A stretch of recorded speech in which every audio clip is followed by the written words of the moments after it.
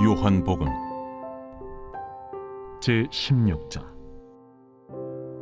조금 있으면 너희가 나를 보지 못하겠고 또 조금 있으면 나를 보리라 하시니 제자 중에서 서로 말하되, 우리에게 말씀하신 바 조금 있으면 나를 보지 못하겠고 또 조금 있으면 나를 보리라 하시며 또 내가 아버지께로 가미라 하신 것이 무슨 말씀이냐?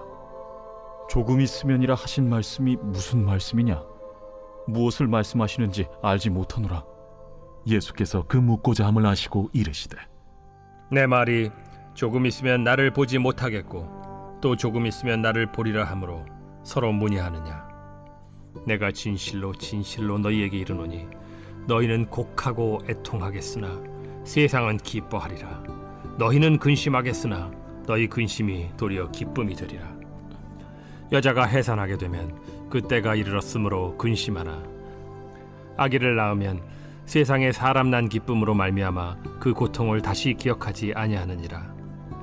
지금은 너희가 근심하나 내가 다시 너희를 보리니 너희 마음이 기쁠 것이요 너희 기쁨을 빼앗을 자가 없으리라. 그날에는 너희가 아무것도 내게 묻지 아니하리라. 내가 진실로 진실로 너희에게 이르노니 너희가 무엇이든지 아버지께 구하는 것을 내 이름으로 주시리라. 지금까지는 너희가 내 이름으로 아무것도 구하지 아니하였으나 구하라. 그리하면 받으리니 너희 기쁨이 충만하리라.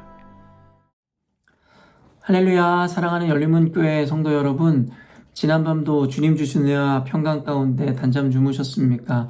아침을 깨우는 말씀, 목요일 이 아침에 주님께서 저와 여러분에게 주시는 말씀은 요한복음 16장 16절로 24절까지의 말씀입니다. 오늘도 주시는 살아계신 하나님의 말씀을 통하여 저와 여러분의 삶 가운데 하나님의 그 풍성한 은혜를 누리시는 시간이 되었으면 좋겠습니다. 오늘 본문의 제목을 매일 성경의 해설자는 온전한 깨달음과 충만한 기쁨이라는 제목을 붙였는데요. 이 제목 그대로 오늘 말씀에는 아직 예수 그리스도의 오심의 의미, 또 그가 가시는 길에 대해서 분명히 인식하지 못했던 제자들이 그 예수 그리스도의 가르침을 통하여 조금씩 예수님이 오신 목적과 이유, 그리고 그들이 이 존재하는 이유, 살아가야 하는 과정들에 대해서 조금씩 인지해감을 우리가 보게 됩니다. 그리고 이 예수님께서는 그들에게 특별한 가르침을 주시며 그 역설적인 은혜에 대해서 가르치는 장면이 있는데요. 즉 예수 그리스도께서 고난당하시고 죽으심이 도리어 세상 사람들에게는 기쁨이 되는 것이다 라고 이야기하더라는 것이죠. 제자들은 예수님께서 이제 곧 죽으러 가신다라는 그 이야기에 대해서 지금은 이해조차 하지도 못하는 것 같습니다. 사실은 이제 이 예수님께서 이미 어떤 일을 이루셨고 어떠한 은혜를 주셨는지를 아는 우리들은 예수님의 이와 같은 말씀들을 통해서 예수님께서 의도하신 바가 무엇인지 쉽게 이해할 수 있지만, 당시의 제자들은 오늘날 우리가 보는 것처럼 예수께서 이루실 일에 대한 분명한 인식이 없었습니다. 그렇기 때문에 제자들은 예수님을 통하여 자신들이 기대했던 그 하나님의 왕국이 이 로마 제국을 몰아내고 세워져 자신들은 예수님과 함께 영원히 왕노릇하고 호의호식을 누리며 살아갈 것이다라는 어떠한 기대를 하고 있었을 것입니다. 그렇기 때문에 그들에게 이제 곧 죽으러 간다 혹은 이제 너희와 함께 할 수 없다라는 말을 들을 때에 그 제자들은 어리둥절할 수밖에 없었다라는 것이죠. 16절에서 말씀을 쭉 보면 조금 있으면 너희가 나를 보지 못하겠고 또 조금 있으면 나를 보리라 하시니 제자 중에서 서로 말하되 우리에게 말씀하신 바 조금 있으면 나를 보지 못하겠고 또 조금 있으면 나를 보리라 하시며 또 내가 아버지께로 가미라 하신 것이 무슨 말씀이냐 하고 또 말하되 조금 있으면이라 하신 말씀이 무슨 말씀이냐, 무엇을 말씀하시는지 알지 못하노라 하거늘. 제자들이 굉장히 어리둥절해하고 도대체 무슨 말씀을 하시는지에 대해서 도무지 이해하지 못하는 장면을 오늘 본문에서 보여주더라는 것이죠. 사실 요한복음뿐만 아니라 다른 복음서에서도 이와 같은 제자들의 어리둥절해하는 모습들을 보여주고 있는데, 아까도 이야기한 바와 같이 오늘날 우리가 보는 예수 그리스도의 은혜, 그리고 그의 이 이루신 일들을 당시의 제자들은 아직 보고 경험하지 못하였기 때문에 이와 같이 예수 그리스도의 애매한 이야기들이 그들을 어리둥절하게 하는 것은 당연했던 것 같습니다. 그런데 저는 한 가지 더 이 말씀을 통해 지적해주고 싶은 것은 아까도 이야기한 바와 같이 제자들 안에는 자신들만의 기대로 가득 차 결국에는 그 기대를 바탕으로 예수님의 말씀을 듣고 예수님이 이 행하시는 일들을 바라봄으로 말미암아 자신들이 착각하게 되었다라는 것입니다. 사람이라는 존재는 저마다의 가치관과 자신만의 어떠한 경험을 바탕으로 한 기준이라는 것이 있습니다. 그 가치관이라는 것, 또 세계관이라는 것은 결국엔 그들이 세상을 해석하고 보는 하나의 렌즈라고 할 수 있을 것입니다. 그러다 보니 저마다의 경험이 되었든 저마다의 기대나 가치관이 되었든 그것을 통해 세상을 보니 결국엔 세상이 세상 그 존재 자체로 보이는 것이 아니라 자신들의 이 렌즈를 통해 봄으로 말미암아 세상이 왜곡되게 그들에게 이해되고 해석될 수 있더라는 것이죠. 그렇기 때문에 이 그리스도 앞에 나아가는 우리들은 우리의 렌즈를 빼고 성경의 렌즈를 갈아 껴야 하는 것이 중요하다 늘 이야기했습니다. 복음이라는 것의 시작은 결국엔 스스로가 죄인임을 깨달아 나를 부인하고 나를 십자가에 못 박아 죽임으로 내 안에 예수께서 사시게 하심으로 말미암아 우리의 새로운 삶이 시작됨을 분명하게 알립니다. 이전에는 방금 이야기한 바와 같은 왜곡되고 자신들만의 기준과 철학을 가치관을 가지고 세상을 보므로 세상의 존재 자체를 온전하게 이해하지 못하였으나 이제는 나를 부인하고 내 안에 예수께서 사심으로 말미암아 이젠 예수의 눈으로 하나님의 마음으로 세상을 보게 되니 창조하신 주님의 의도와 목적대로 세상을 온전히 인식하고 이해할 수 있게 되더라는 것이죠. 오늘의 제자들이 자신들의 잘못된 기대나 자신들의 판단에 묶여 결국엔 예수 그리스도의 오심과 그의 죽으심에 대해 온전히 이해하지 못하였던 것처럼 어쩌면 오늘날을 살아가는 우리들도 자신의 기대와 자신의 가치관 혹은 자신의 기준으로 말미암아 신앙과 그리고 교회를 바라보고 인식함으로 왜곡되이 하나님의 말씀 내지는 교회 생활을 할 수도 있다라는 것을 우리는 인식해야 됩니다. 그러므로 오늘의 제자들이 갖는 의문들과 어리둥절한 모습을 보며 자신들의 기대와 자신들의 상식에 묶여 있었던 그 모습을 보므로 오늘 우리도 우리가 갖고 있는 상식, 경험, 그리고 우리가 갖고 있는 가치관, 세계관을 내려놓아야 하겠다라는 그 마음을 가지셔야 될 것이고 그리고 그 내려놓은 곳에는 하나님의 말씀의 기준, 창조주의 마음을 가져 창조한 이의 목적과 부르심대로 세상을 이해할 수 있는 그 마음을 구해야 할 것입니다. 그러면서 계속해서 예수님께서 말씀하시게 되는데요. 19절 보면 예수께서 그 묻고자 함을 아시고 이르시되 내 말이 조금 있으면 나를 보지 못하겠고 또 조금 있으면 나를 보리라 함으로 서로 문의하느냐. 예수님은 늘 우리의 심중을 꿰뚫어 보십니다. 성경에서 늘 이야기하듯이 사람은 속일 수 있어도 하나님을 속일 수 없으며 사람은 외모를 보지만 하나님은 우리의 중심을 보신다 이야기하셨습니다. 하나님이 우리의 중심을 아신다라는 것이 때로는 우리를 두렵게 하기도 하지만 우리를 평안하게 하기도 합니다.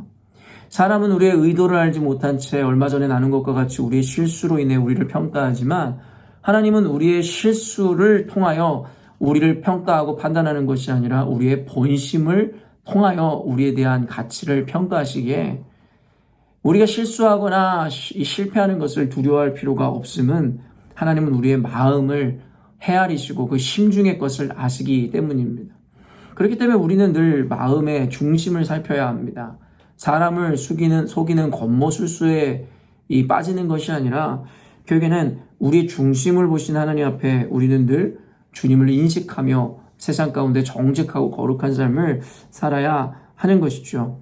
그 중심을 아셨던 예수님께서 그들에게 이렇게 말씀하시는데요.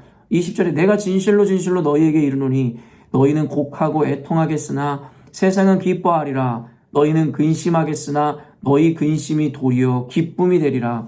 여러분 이 이야기가 무엇입니까? 이제 예수님께서 십자가에 못 박혀 죽으시게 된다면 그를 사랑했고 그를 쫓았던 제자들은 곡하고 애통해할 수밖에 없는 것이겠죠. 그러나 너무나 아이러닉하게 예수의 죽음으로 인하여 곡하고 애곡하는 제자들과는 다르게 세상은 기뻐할 것이다라고 이야기하더라는 것이죠. 그리고 너희들은 비록 근심하겠으나 너희의 근심이 도리어 기쁨이 되리라 라고 말씀하시더라는 것이에요. 이는 단순히 예수님이 죽으셨다 하여 세상이 그를 조롱하고 예수님의 실패로 인해서 기뻐한다라는 의미가 아니라는 것을 우리는 문맥으로 이해할 수 있을 것입니다. 여기서 예수님의 죽으심으로 인해서 결국엔 제자들은 애통하지만 세상이 기뻐하리라 라는 의미가 무엇이겠습니까? 바로 예수님이 죽으셔야지만이 세상 가운데 진정한 구원이 이루어지므로 세상은 그로 인한 기쁨을 누리게 될 것이다 라는, 구원의 기쁨을 누리게 될 것이다 라는 이야기를 하시더라는 것이죠.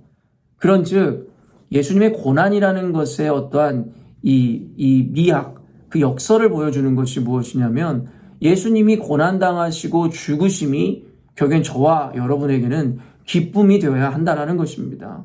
왜냐하면 예수님이 죽으셨어야지만이 우리에게 죄사함의 은총과 함께 더불어 구원이 임하게 되기 때문이라는 것이죠. 그러면서 21절에 그것을 풀어 설명해 주시는데 여자가 해산하게 되면 그때가 이르렀으므로 근심하나 아기를 낳으면 세상에 사람 난 기쁨으로 말미암아 그 고통을 다시 기억하지 아니하느니라. 결국에는 해산의 고통이라는 것은 필연적인 것인데, 필수적인 것인데, 여러분 그 고통을 감내했을 때 얻어지는 그 열매가 바로 아기를 낳고 생명을 이 세상에 나게 한다라는 것이라 성경은 이야기합니다. 그가 고통당하였지만 아이를 낳은 기쁨으로 말미암아 그 고통 자체를 기억하지 않을 것이다 라고 예수님께서는 말씀하시더라는 것이죠. 말 그대로 그 고통과 고난이라는 것은 새 생명을 낳기 위한 필수적인 과정임에 대해서 이야기하고, 그러므로 그 고통과 고난이라는 것은 결코 부정이 아니라 궁극으로 생명을 낳는 것이고 더불어 너희들에게 진정한 기쁨이 되리라 예수님께서 말씀하시더라는 것이죠. 이 비유는 예수님 당신에 대한 십자가의 희생, 그로 말미암은 세상에 주어지는 구원의 기쁨을 이야기하는 것이기도 하겠지만 제자들에게 또한 이 고난의 역설, 그 미학을 이야기함으로 말미암아 너희들도 이와 같은 삶을 살아야 하고 이와 같은 관념을 가져야 할 것이다라는 것에 대해서 전해주는 것이 분명한 것이겠죠. 그러므로 사랑하는 열린문교회 성도 여러분, 오늘 말씀을 통하여 예수의 이름으로 핍박받고 고난받는 분들이 계신다면 도리어 그것으로 인해서 기뻐하시는 저와 여러분이 되었으면 좋겠습니다. 성경에서는 예수를 따르는 자들이 당할 수밖에 없는 고난과 핍박, 세상으로부터의 그 미움에 대해서 너무나도 분명히 이야기하고 있는데, 미움과 핍박, 고통, 고난이라는 것은 결코 좋은 이야기거나 우리가 원하는 단어는 아니겠으나 그리스도인들에게 주어지는 고난과 핍박이라는 것은 도리어 생명을 낳기 위한 그 과정임에 대해서 분명히 우리에게 상기시킴으로 말미암아 오늘을 살아가는 그리스도인들은 생명을 낳기 위해 그 고난을 필히 받아야 될 것에 대해서 이야기하십니다. 그렇기 때문에 그 고난받음을 두려워하지 말라는 예수님의 격려가 동반되는 것이겠죠. 사랑하는 열린문교회 성도 여러분, 그리스도인들이 받는 고난이라는 것은 결국에는 다양한 의미에서 해석될 수 있을 것입니다. 과거에 많은 믿음의 선진들이 그러하였고 선교사님들이 그러하였듯이 복음을 전하다가 생명을 잃기도 하고 여러 가지 육체적인 고난을 당하는 것도 그 고난이라 이야기할 수 있겠으나, 오늘날의 그리스도인들이 당하는 것처럼 예수를 믿는다는 것만으로 불이익을 당하든 아니면 내면과 영적인 고통을 누리든 그 모든 영적인 것이든 육적인 것이든 예수의 이름으로 받는 그 고난에 대한 의미라 우리가 받아낼 수 있어야 한다는 것이죠.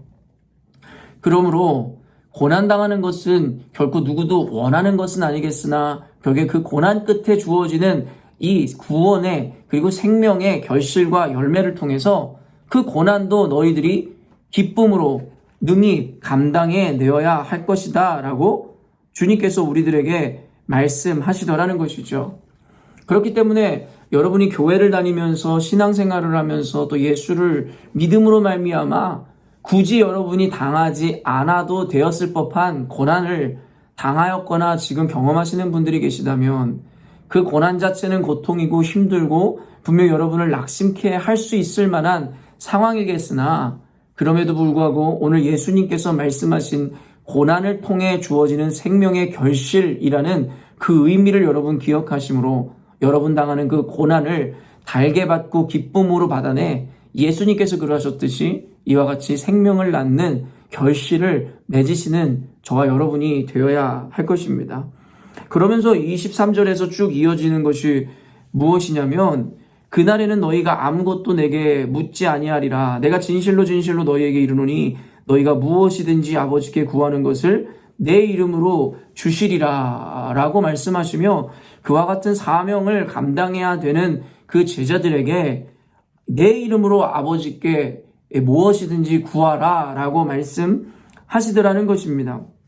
지금까지 너희가 내 이름으로 아무것도 구하지 아니하였으나 구하라 그리하면 받으리니 너희 기쁨이 충만하리라. 예수의 이름으로 구하는 것마다 모든 것을 주시겠다라고 하는 모두가 듣고 싶어하고 좋아하는 그와 같은 말씀을 우리들에게 허락하십니다. 그런데 참으로 재밌는 것은 여러분도 모두 경험하였겠지만 예수님의 이름으로 기도하고 우리가 구한다고 하여 우리가 필요하고 원하는 것을 모두 얻었느냐라고 여러분에게 묻는다면 여러분 뭐라 대답하시겠습니까? 만약에 이것을 문자 그대로만 받아들인다면 우리의 삶 가운데 그리스도인이라면 가난이나 질병, 어려움 가운데 빠져 살 자가 없겠지요. 모두가 가난하면 하나님께서 주시는 이 재정과 부를 구할 것이고 건강을 잃으면 하나님 건강을 채워달라고 분명히 하나님께 구할 것이기 때문입니다.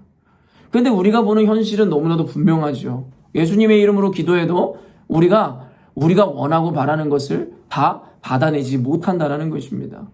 그렇기 때문에 오늘의 본문을 따로 떼어서 읽으면 우리는 도무지 이 말씀은 모순 같고 그리고 거짓말처럼 여겨질 수도 있다라는 거예요. 그러나 오늘 문맥 안에서 이 말씀을 이해한다면 너희들이 내 이름으로 구하라 라고 이야기하는 것은 어떤 의미냐면 결국에 주의 뜻을 이루기 위해서 주님의 이름으로 구하라 라는 말씀의 맥락과 같을 것이라는 것이죠. 저는 오늘 지금까지 너희가 내 이름으로 아무것도 구하지 아니하였으나 라는 이 말씀을 저는 오늘날에 많은 이들이 예수님의 이름으로 기도합니다 라고는 이야기하지만 결국에는 이 성경의 맥락 가운데 정말 진실로 예수님의 이름으로 예수를 위하여 구하는 자가 없음에 대해서 말씀하시는 것은 아닌가라는 생각을 해보게 되었습니다.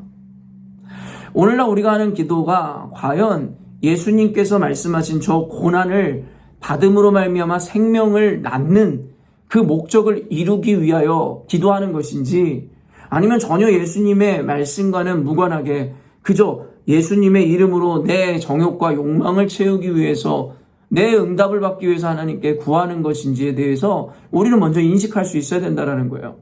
성경에서 이야기하는 구하는 것마다 주시겠다라는 것의 의미는 결국엔 내 정욕대로 쓰고 내 만족을 채우기 위해서 구하는 것을 모두 주겠다라는 것이 아니라 하나님의 영광을 위하여 주님의 의도, 주님께서 가르쳐 주신 사명을 달성하기 위해서 구하는 자들의 기도를 주님께서 모두 들으심으로 그 사명과 목적을 이루기 위해 필요를 채우신다라는 의미로 받아낼 수 있어야 한다라는 것입니다. 그렇기 때문에 사랑하는 열린문교회 성도 여러분, 오늘 예수님께서 말씀하신 것처럼 하나님의 목적을 이루고 생명을 낳게 하기 위하여 우리가 고난받는 중에 주님 앞에 그 사명을 완수하고 그 안에 그 기쁨의 충만을 받기 위해 주님께 구할 때에 주님께서 우리에게 모든 것을 부족함 없이 채우심으로 말미암아 우리의 기쁨을 충만케 하신다라는 말씀을 여러분의 삶 가운데 직접적으로 적용하셔야 할 것입니다. 그러므로 오늘부터 기도하고 예수님의 이름으로 구할 때마다 단순히 여러분의 탐욕과 욕망, 내 이기와 목적을 이루기 위하여 예수의 이름으로 기도하는 것이 아니라 예수님이 가르쳐 주신 대로 내가 고난당하겠으나 생명과 그리고 하나님의 영광을 나타내는 삶을 지향하기 위하여 그 과정을 견디고 이겨낼 수 있도록 주님 앞에 기도할 때에 하나님께서는 그 사명 완수를 위해 모든 것을 우리에게 부족함 없이 채우심으로 우리의 기쁨을 충만케 하신다라고 우리가 받아낼 수 있어야 한다는 것입니다. 사랑하는 열린문교회 여러분, 오늘 말씀을 통해서 결국엔 하나님 앞에 응답받는 기도란 것이 무엇인지에 대한 인사이트도 함께 여러분이 겸하여 은혜를 얻으셨기를 원합니다. 하나님 앞에 오늘도 이 고난 가운데 살아갈지라도 그 고난으로 인하여 도리어 기뻐함으로 결국엔 그 고난의 끝에 하나님의 생명을 낳는 결실을 맺게 됨을 인정하심으로 하나님께 영광이 되어지고 여러분에겐 기쁨 충만한 삶을 살기를 원합니다. 또한 그 어려움, 그 사역을 완수하기 위해 여러분이 당하게 되는 어려움과 또 그에 따른 필요, 여러분의 중심이 진실하다면 하나님께 간절히 기도해 보십시오. 그 중심을 아시는 주님께서 그 목적을 이루시기 위하여 저와 여러분의 삶 가운데 구한 것 모두를 응답하시는 그 축복을 허락하실 줄로 믿습니다. 함께 기도하겠습니다. 하나님 아버지, 오늘도 말씀 통하여 우리 그리스도인들에게 맡기신 사명이 무엇인지를 다시금 인식하게 하시고 그 사명을 이루기 위하여 기도하는 자들마다 그 기도의 응답이 따라올 것이다라고 말씀하심에 감사합니다. 하나님 아버지, 지금까지 신앙생활하면서도 우리는 이와 같은 가르침을 분리하여 개념화하고 인식하고 그러므로 내가 바라고 듣고 싶어하고 원하는 것들만을 편식했음을 고백합니다. 기도하면 다 응답받는다라는 이야기는 섭취하였지만 예수의 이름으로 고난당할 때에 새 생명이 우리 가운데 잉태되고 나아진다라는 것에 대해서는 하나님 받아내려 하지 않았습니다. 왜냐하면 고난받는 것이 두려웠기 때문입니다. 그러나 고난이 없는 영광이 없고 과정이 없는 성공이 없듯이 결국엔 그리스도인들이 예수 그리스도께서 그러하셨듯이 그 고난의 길을 걷고 그로 말미암아 희생할 때에 결국엔 주님이 새 생명을 낳으신다라는 그 말씀, 이것은 하나의 영적인 원리이며 하나님 우리에게 주시는 사명임을 깨닫습니다. 오늘 이 말씀을 듣는 이 성도들, 비록 두렵고 그 고난을 능히 감당하겠노라 이야기하는 것이 주저될지라도 오늘 주님 앞에 기도함으로 말미암아 그 담대함을 얻게 하여 주심으로 하나님께서 맡기신 그 사명, 예수께서 이루셨듯이 우리도 그 화업을 성취함으로 내 생명의 구원을 넘어 세상에 죽어가는 수많은 영혼의 생명을 구원하는 우리 모두가 되게 하여 주옵소서. 그 과정 가운데 필요한 모든 것 채우시겠다 말씀하셨사오니 오늘도 이 영상을 보는 열린문교회 성도들 모두가 주의 사명을 감당하기 위하여 그 고난도 달게 받고자 하는 자들이오매 그 필요와 만족을 주님께서 온전히 채워 주옵소서. 함께 하신 주님을 찬양하오며 거룩하신 예수님의 이름으로 기도합니다. 아멘. 사랑하는 열린문교회 성도 여러분, 오늘도 주님께서 주시는 기쁘고 행복한 하루를 맞이하게 되었습니다. 세상에 존재하는 모든 것에는 목적이 있듯이 오늘을 주신 하나님께서는 분명히 오늘에 대한 목적을 가지고 우리에게 이 하루를 허락하신 줄로 믿습니다. 오늘도 그 목적을 이루어드리는 삶, 목적을 향하여 나아가는 삶을 사심으로 하나님께는 기쁨이요 여러분 가운데는 은혜 충만한 오늘이 되었으면 좋겠습니다.